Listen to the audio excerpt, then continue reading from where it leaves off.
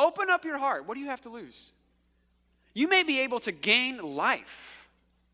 What do you have to lose? What if this God that you've been hearing about is actually real and wants to change your life and transform you and give you value and love? So I hope that you prepared your hearts to hear from God. I'm going to pray right now and ask God to speak through me and speak to you. And I hope that God speaks to me tonight as well. So let's bow our heads, let's pray. Father, we love you and we thank you that you haven't left us alone on this earth. But you've guided us. We're not just children running around with no rules or boundaries. But you came down, saw your children, that we messed things up. You created us. But we messed up. We took your good and tried to make our own good, and it just made bad. We took the good things that you gave us and decided we wanted something else, and we changed things, and that just turned the story bad. But Father, as we're unpacking, we see that it's your job to make the story right again, and we're just trying to get on board with you. And we just pray that you would speak through me. And I pray, Father, our hearts are open to you. We're going to take away all the distractions of what happened during the work week, all the drama and the confusion from home, boyfriend, girlfriend, or whatever. Whether we've been laid off or promoted, we're going to take that distraction, push it aside, and focus because we want to hear from you today. And you hear my prayer. Amen. Sweet. So tonight's going to be hard. Tonight's going to be hard. And I know when I first got here, we talked about this, and I said my wife didn't want me to ever say this again. But we're going to have a sandal moment, okay? Look, there's sandals. Ta-da, right? Now, if you don't know what I'm talking about, when I first got here, we talked about having sandal moment, meaning we're just going to be real. In sandals, you can't hide anything, okay? If you got warts on your feet, hello, people are going to see them. Unless it's under the little strap part or you wear long pants or something like that. I just don't have a belt because I can't afford it because I'm a pastor. No, just kidding. But, I mean, you can't. It's getting prettier as I go up, right? No, I don't want you to fall into temptation. Sorry, bud. Okay. But I said we're going to have sandal moments. Sandal moments means we're just going to be honest. We're going to be open. We're going to be real. This is a really hard story for two reasons. It's a lot of Bible. We're supposed to cover the whole story of Joseph, which is like 13, 14 chapters in the Bible. That's a lot. Usually I preach on like 3 verses, not chapters, large sections of a book. So it's going to be hard to go through this. And the hard part about this story is going to talk about your biggest pains and sorrows. So it's going to be a hard message for me, and I think if you listen, it's going to be a hard message for you. So I just want to prepare you that. I wanted to give you that just right up front. When you're taking notes or whatever, it might get hard for me emotionally, okay? And I'm a man's man. You can tell by the amount of muscles I have, okay? I might cry a little bit. It may happen. You may cry a little bit. It may happen. Now, I'm not trying to force you to tears, but we're going to get real. We're just going to get real, okay? Now, when I was a kid, we'll lighten up a bit. When I was a kid, we used to go to the Ventura County Fair. And because I grew up in Ventura, grew up in SoCal, right? Ventura County Fair to me, now I was a poor kid, so Disneyland wasn't something we frequently attended, right? So the Ventura County Fair was like the bomb, right? We would sneak in. My sister, this is true story, okay? My sister and I, the first concert I ever went to, we snuck in to a Queen Latifah concert. Does anybody know who Queen Latifah is? Yeah, I was like, yeah, I was getting down, right? Me and Queen Latifah, she saw me from stage. She's like, little white boy, this is for you. And I was like, yeah, girl. Anyways, I know, that's my dance move right there. That's all I got. I stay in my zone, do my thing. I just look serious. It's all about the face. You know what I'm saying? Anyways, please cut that from the video. If you just hit the red button, it says record. I'm just kidding. But anyways, the Ventura County Fair was awesome. It was so much fun. I love Ventura County Fair. But we would walk. My sister and I walked. We walked everywhere, which I think is why I'm so scrawny, is because we would walk everywhere. We were poor. We didn't own a car. We rode the bus, or if we didn't have money to ride the bus, we would just walk. One time my sister got sick, we walked her to the hospital. That's a terrible idea. The hospital was like 3 miles away. Like, hope it wasn't a broken foot, but she made it all the way to the hospital. We got her medicine, walked all the way back home, and then she died. Just kidding, she's alive. I know you're like, wow, this got morbid. Was he talking about being real? Anyways, so we would always walk to the Ventura County Fair, and when we walked there was this really cool house. And it was this house of like a junkyard artist. A junkyard artist. Okay, which if I don't know, some of those people are kind of eccentric and kind of weird, you know. They're collecting trash cans and going through your stuff. But it was a really cool house. I remember you'd go under the overpass, like the freeway was above you, and it's like this blue-looking house, and it was just full of junk. Like junk. Stuff you throw away. But it wasn't junk. It was art. This guy or gal, I never met this person, okay? But they would make these things that you would think it'd be like trash can lids. It would be like different metal objects. It would be like washers and dryer. I mean, just crazy stuff that you would see in a dump. This person would make beautiful artwork out of. It was amazing. And the yard was full of it. It was like on the house. It was like crazy. And it was up all the time. You know how like Filipinos leave their Christmas lights up the whole year? It was kind of like that. You know, it's true, all you Filipinos. Okay? It's true, you do. It's more efficient. You don't have to go up there so many times. But the same idea. This guy kept his stuff out there all the time. Now, the thing of a junkyard artist, the reason they're different than us is they see things different. They walk by junk, stuff that you would throw away, and they see art. Now, is it junk? Yes, it's junk. That's why they're called a junkyard artist. But they see junk, and they see that they could take this junk and turn it into art. They can take what people would throw away, that people would conceive of as being ugly and not useful, and they turn it into something beautiful. This story is about God being a junkyard artist. About God seeing junk. Junk. But not junk like you throw away, junk like we do stuff, bad stuff, evil things, horrible things, tragedy, loss, murder, violence, jealousy, all the things that get us down, all the things that just make us sad. God takes this junk, and turns it into art. And the guy Joseph we're going to talk about, his life is littered with junk. Over and over and over again, it's littered with junk. And you may come here, and you may feel like you're the same way. Maybe you've never been to church, because a part of the junk that you have in your life is junk that you've made. Maybe you feel like there's certain things that you've done, drugs that you tried, people that you've hurt, and you don't think God can take the junk in your life and make something beautiful. Or maybe it's on the other end. You've been damaged, you've been hurt. And again, I said this is going to be hard. And I've prayed about this and I thought about this. But the most dramatic situation that I could think of God really taking junk and turning it into art, I mean, the thing that I think is one of the worst travesties that could happen to somebody is rape. For innocence to be taken. For the special gift that you're supposed to give to one man or one woman committed for life, and somebody takes that from you. The most significant act of love is turned to most terrible, distorted view of lust and violence. But I want to challenge you with this. If God does not have an answer for all of our junk, then he is not worth following. If it's easy to follow God when things are going well, when life is good, you have a job, you have friends, you got a girlfriend. Right? When life is going great, God is easy to follow. But if you can't find God, you don't see God in the times where you just are out of control. When somebody's hurt you or wronged you, you're a victim of a crime, or you've done things that are just awful that you would never want your family to hear about. If God can't be God in those moments, then please stop coming to church. Don't waste your life on a God who cannot take junk and turn it into art. So let's just go through the story of Joseph. Now again, this is a long story, and I want you to follow through it.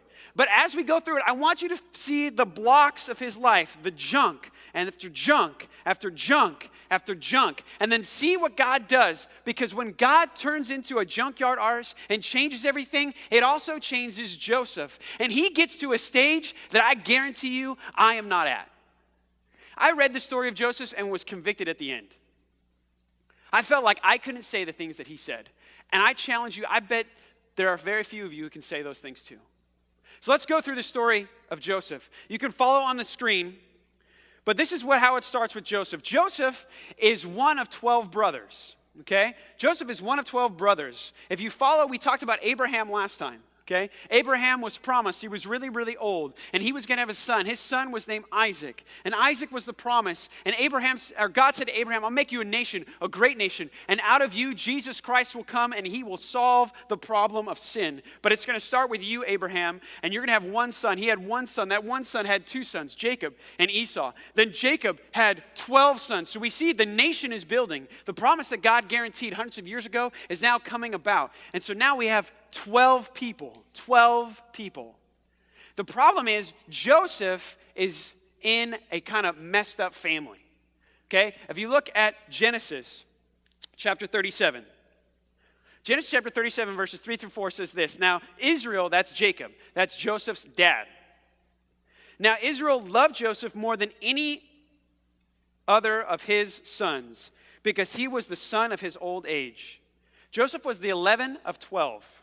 Okay? At this time, it's probably written, the 12th son, Benjamin, is probably not born yet. Okay? So that explains his behavior here. He made him a robe of many colors. And when his brothers saw that their father loved him more than all the brothers, they hated him and could not speak peacefully to him. So favoritism happens. Now you know this if you are in a family. I guarantee you if I went up to you now and you have multiple brothers and sisters and I went up to you and said, who's the favorite? Your parents would not admit to anything. Oh no, we love them all the same. Lie, right? Not true. You know, and if I asked you, you'd be like, yeah, it's this one, right? Or some of you would be like, it's me. I'm the best. Look at me. I'm beautiful, right? That's what you would think that, right? And that doesn't help. Okay, when there's jealousy, you know, like, oh, you're the favorite. You always get what you want. You've used that line before. I've got a sibling. Okay, I've used that before. You're the favorite. Or I've said, I'm the favorite. They hate you, right? We do that, right? We do that jealousy. But it gets worse because Joseph has two dreams. He's got these crazy dreams. Joseph is a dreamer. Okay, he has his dreams about stock. Basically, he is farming. He's cultivating the crops, and his little batch of crops comes up, and then the brother's batch of crop comes up, and they bow down to him. Then he has another dream that he's standing there, and the stars and the sun and the moon bow to him. And he says, dude, you know what this means? Y'all are going to bow down when I come to your town. Right? Does anybody get that one? I got one. Thank you, Yvette. Okay? Right? But that's what he says. Now, think about it. He's already got the cloak. Dad loves him more, and now he's got dreams saying, dude, y'all are nothing. I'm awesome. I have dreams about me being awesome and people bowing down. You think that's going to help brotherly relations? No, absolutely not. So all the brothers are out, and Jacob is sitting there with Joseph, and he says, Joseph, I want you to go. I want you to go check on your brothers. So basically, over lunch, the other brothers, they're talking. And they say, you know what? We got to kill this fool. He's a jerk. I mean, he's all in his coat, you know, weirdo, okay? Right, many colors, right? We know what that means, kind of weirdo, right? You've got all these colors, you think you're cool, and then you have all these dreams. Let's murder this guy. Now, Reuben, one of the brothers, is like, no, we can't do this. So they find him, they pounce on him, and they beat him almost to death. Can you imagine? I mean, he gets jumped in. Like, you think hood, like thug life exists now? Dude, his brothers just beat him up. And even when they were jumping him into the gang, they were trying to kick him out of the family. So they beat him up, and Reuben says, look, let's just do this. Let's not kill him. Let's just throw him in a well. Now, I know you've seen movies or you've seen on the news when like little kids fall in the well. That's like a nightmare of mine. Like, I don't know why. I just don't like small spaces, and like it just scares me. And I think Gollum lives down every single well, right? I'm just going to fall in there. It's going to be dark. And he's like, my precious. And I'm like, ah! Yeah, I can't do it. If I fall in a well, just throw a stick of dynamite down and blow me up. I can't handle it. So they throw him in a well, and they leave him there. And Reuben decides, okay, I'm going to come back and I'm going to get him out. Now, I don't know how deep this well is, but it's got to be pretty deep. When they dug wells back then, they didn't have the technology that we had. This thing was probably deep, and rocks were probably on the bottom. So throwing him down there wasn't a beneficial thing. But Reuben thinks this is the only plan I have. This is what I got to do. So before he could run back to the pit and take his brothers out, Judah says, one of the older brothers says, dude, we're not going to make any money off this. Yeah, I mean, it's not a profitable idea. We beat him up and threw him away. Let's sell this guy. Let's sell him into slavery. So that's what they do. They sell their brother. Now, they beat him up so bad, they don't sell him for very much. Sell him for very little. And now Joseph is a slave. The man with these great dreams is now a slave. But if you go to Genesis chapter 29, Joseph is sold to the Ishmaelites. He's a slave, and then now he's sold to a man named Potiphar in Egypt. And this is what happens in Potiphar's house. Even though Joseph is a slave, even though Joseph is sold to slavery again, basically sold into slavery twice, God is still with him. Genesis 39 says this, the Lord was with Joseph. And he became a successful man. And he was in the house of his Egyptian master. And his master saw that the Lord was with him, and that the Lord caused all that he did to succeed in his hands. So Joseph found favor in his sight and attended him. And he made him an overseer of his house and put him in charge of all that he had. Joseph was falsely, okay, so sorry, I kept reading my notes instead of the scriptures. So that's what he is put in charge. God's with him, God blesses him. So he's in charge. He was a slave. God's with him, so he rises up again. So his life kind of went down. He got thrown in a pit, thrown into slavery. And now it's a little bit better. He's in Egypt, a foreign land, still not with mom and dad, still not with his family, although he probably doesn't want to be there with his crazy brothers. But life is good right now. But then he meets a desperate housewife, right? What happens is he's hanging out, the woman of the house, nobody's there.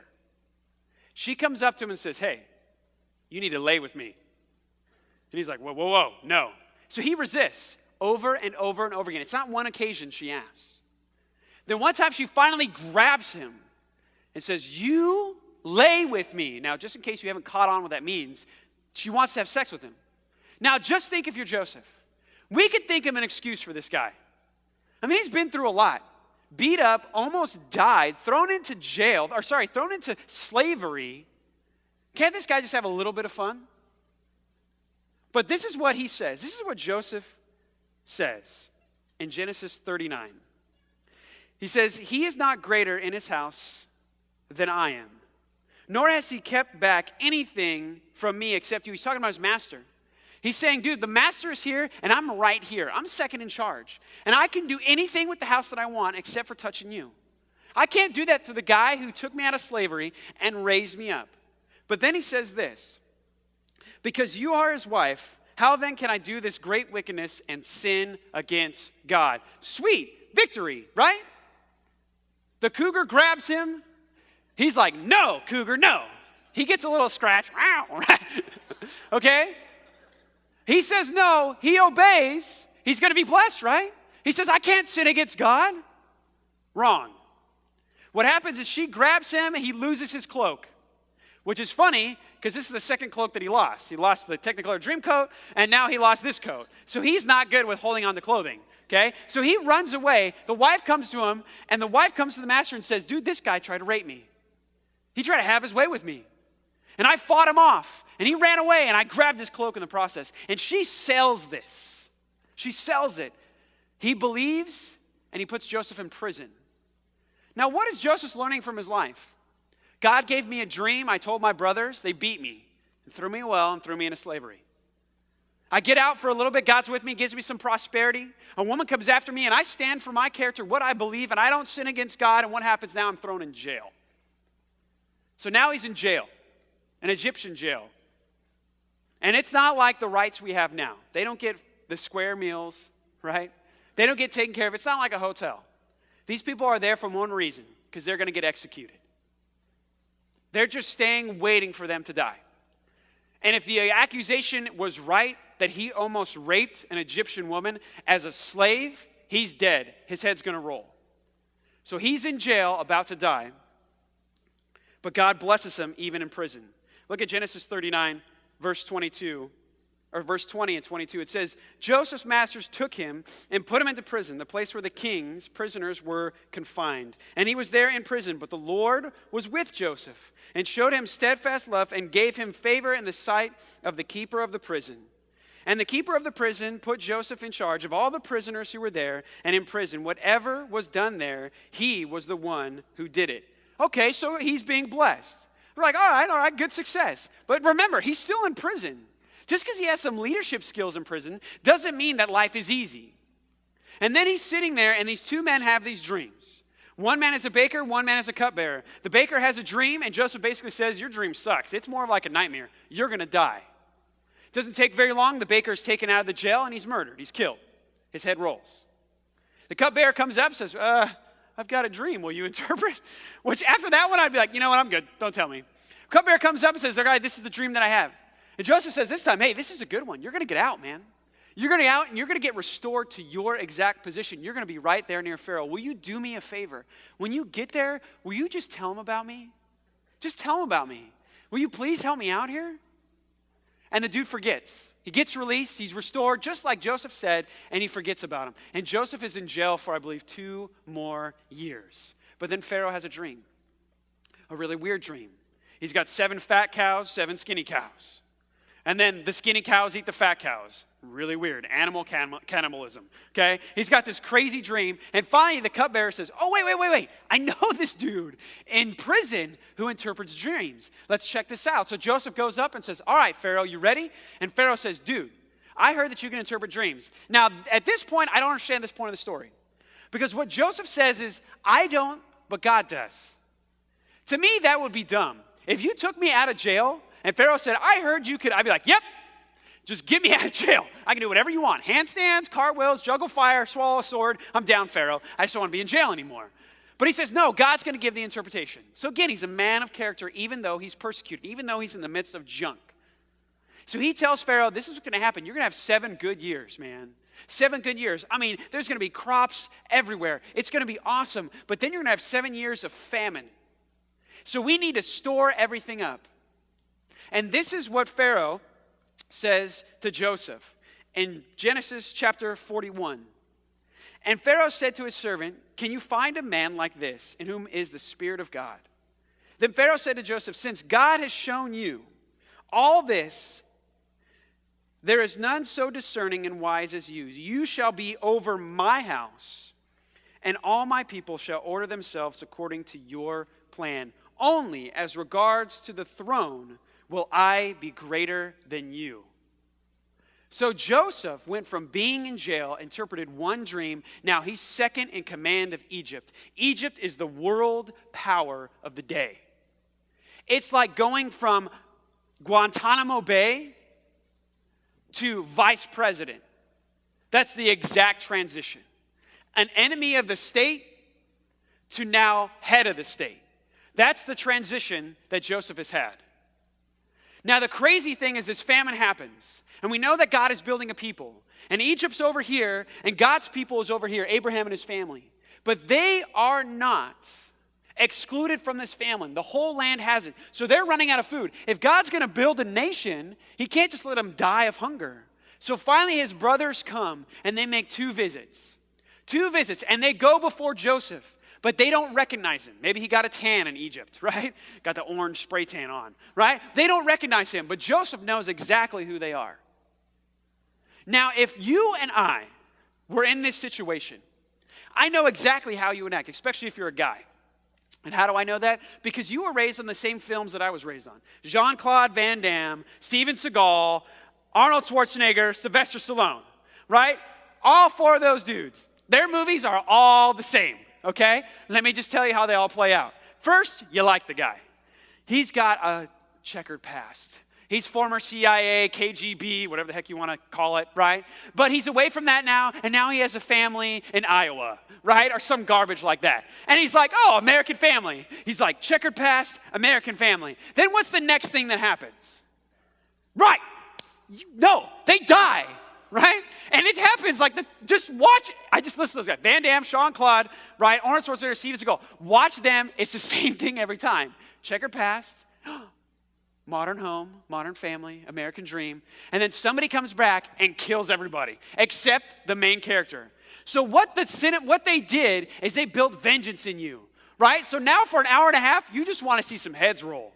Right? That's all you want. Like, yeah, kill him. They killed his wife. Kill him. They killed his kids. Like, you're just taking everybody's name. Blow some people up. Right? That's all you want to see. And you probably watched him kill like 100 people. And you're like, yeah, justice. Right? That's what we want.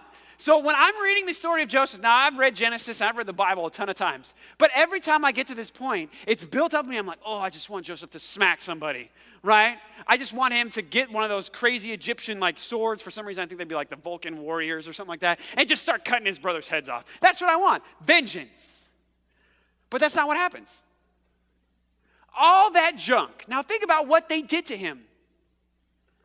They not only kicked him out of the house, they tried to kill him.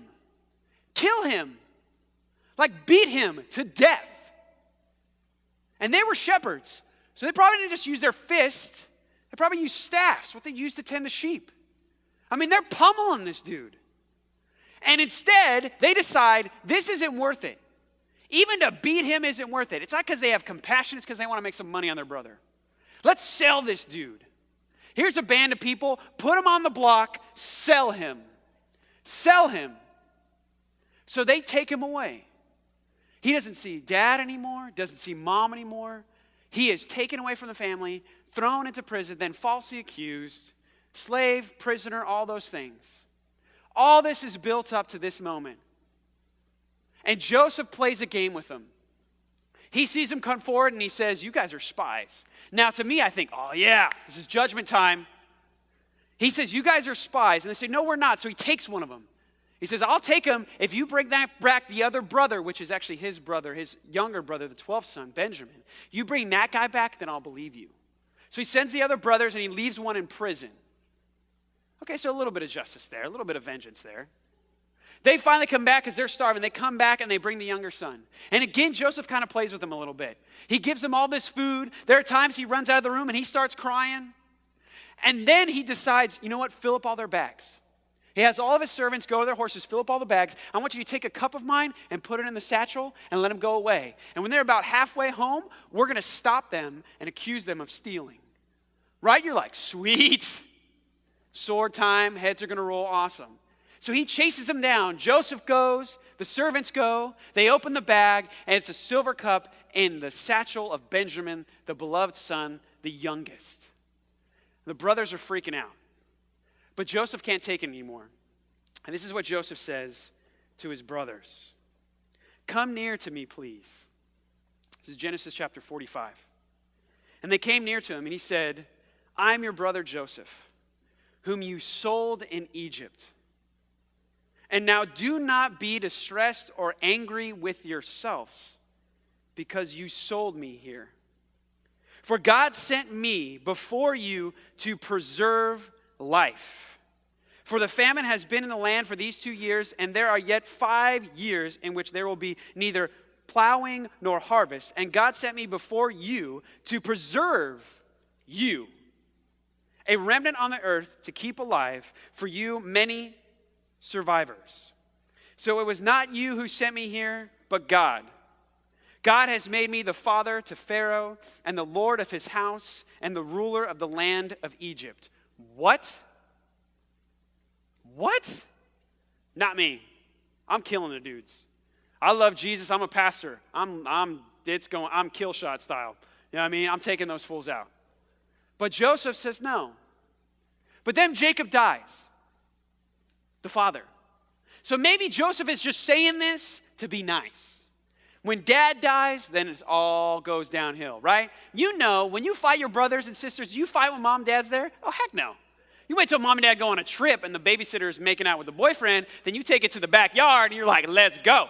I know how it is. Like, you know what I mean? You don't fight with mom and dad there. Why? Because mom and dad are bigger than you. Right? And mom's crazy. She might be short, but she's got those Filipino ninja skills. She'll chop your head off, Anuel. Don't mess with your brother. Right? It's true. You don't fight around mom and dad. So maybe that's what the brothers are thinking. Dude, dad's dead. Now he's going to get us. Check out what Joseph says again. This is Genesis chapter 50. But Joseph says to his brothers, do not fear. For am I in the place of God? As for you, you meant evil against me, but God meant it for good, to bring it about that many people should be kept alive as they are today. So do not fear. I will provide for you and your little ones. Thus he confronted them and spoke kindly to them. Two reasons that Joseph could do this. Two reasons that Joseph could say this. The first one, he said God had a plan. The second reason, he says he's not God. The first one is God had a plan. He said he's not God. What is Joseph doing? Now, just encapsulate this for a moment. Let's put it in the hardest situation you could possibly think of, right? I thought rape. That would be the hardest one. Let's just put that in this context. I'm telling you, there's no way. There's no way. They almost killed him, murdered him. How on earth could somebody who's been robbed of their innocence, let's say even, and I don't say this lightly, let's say molested, even as a child, how egregious is that? And yet you think they confront the person who did this? Do you think anybody who's ever been molested could say anything near that? No way. There's no way that they can look and say, dude, hey, I'm not God. What you did was wrong. I'm not God. I can't judge you. But I want you to know this. That junk, that hurt, that pain, when you took my innocence, God took that junk and turned it into art. God took that junk and he made something beautiful out of it. God has used that situation and he has changed my life and spoken grace and mercy to me. I didn't let that situation devalue me as a woman. I didn't let that situation destroy me or pervert me sexually. I let that situation, God, speak grace to me and value to me, telling me that I was his daughter, that I was loved. I don't know what junk you have in your life, but I'll tell you this, we hold on so tightly to that junk. We do. We hold on it to so tightly, and it identifies us, and it entraps us, and we can't do the things that God wants us to do because we are in this junk, and we get bitter and bitter. And is it junk? Yes, it's junk. You shouldn't have been hurt like that. They shouldn't have said those things to you. They shouldn't have allowed that to happen to you. Nobody should go through some of the things that you went through. It's just not fair. You're right. It's junk, and God's heart broke when it happened. But the God we serve is the God who takes your junk and turns it into something beautiful. Because I can tell you, I've been through some junk, and I let it define me. Right? I let it define me that my parents weren't the average parents. They did everything that they could, but they weren't given a full deck of cards. They were given a shorthand, chemically imbalanced, loving people, caring people. My mom raised 2 kids on her own.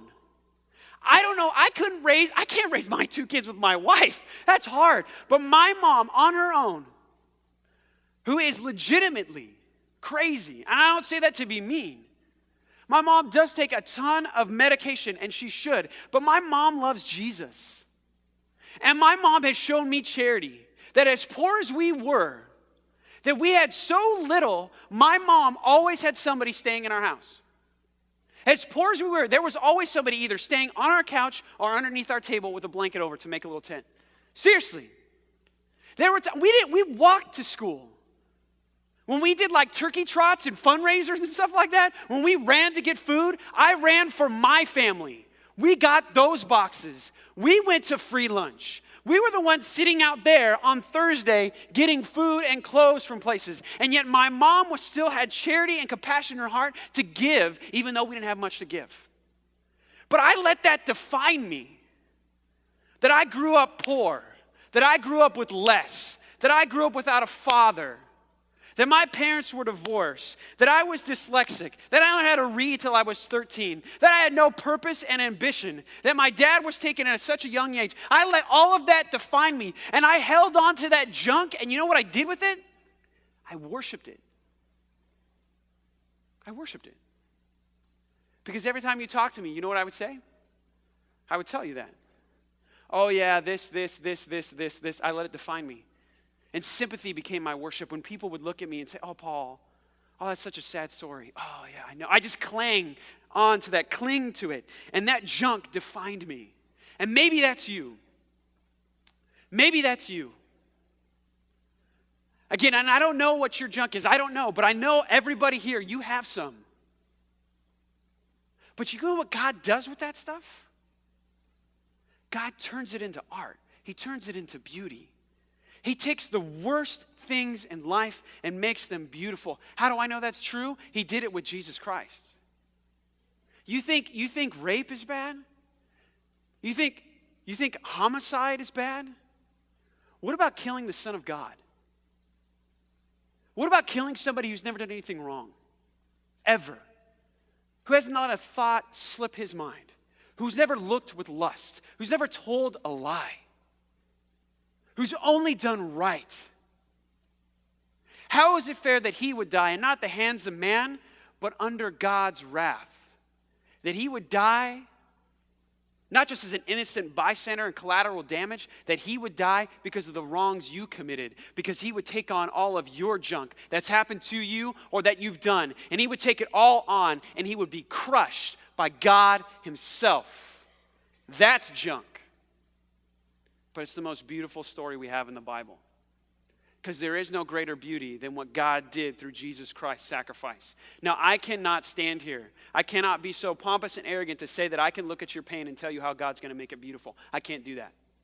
I racked my brain. I prayed about it. I thought, God, I don't know how this even works for somebody who's been molested. I don't know how this works for somebody who's been raped. To me, I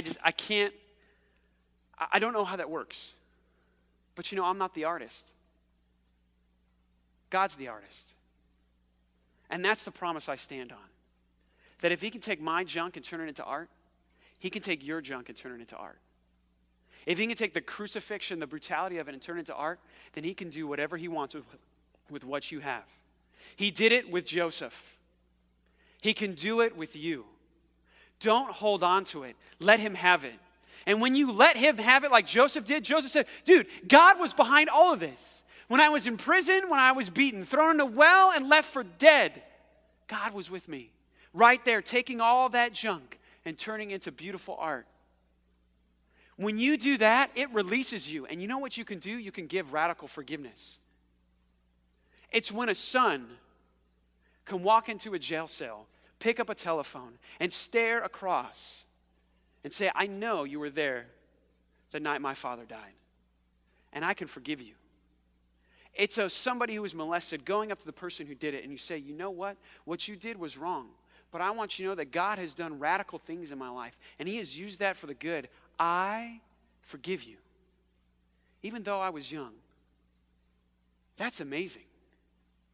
And if you're here tonight, you cannot have that radical sense of forgiveness without Jesus Christ.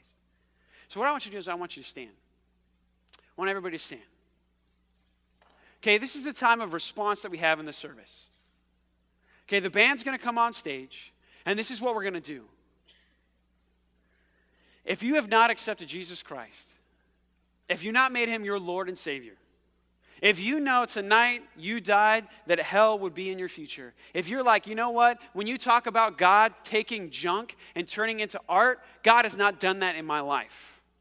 I want to give you an opportunity, we do this at the end of every service, to make a decision today to follow Christ. So this is what I want you to do. With your heads bowed and your eyes closed, if that's you, what I ask you to do is just repeat this prayer. It's a simple prayer. It's just a prayer saying, God, you're the boss. God, you take control of my life. So if you want to say that prayer, you just repeat it in the silence of your own heart. You just pray this prayer. Father, I know that I've sinned. And Father, I know that you have sent Jesus Christ to die on the cross. So Father, I just pray that you would forgive me. I believe he died and rose again. I need your forgiveness. I need you to take this junk in my life and turn it into art. So God, I turn from my sin and I trust in you alone. Amen.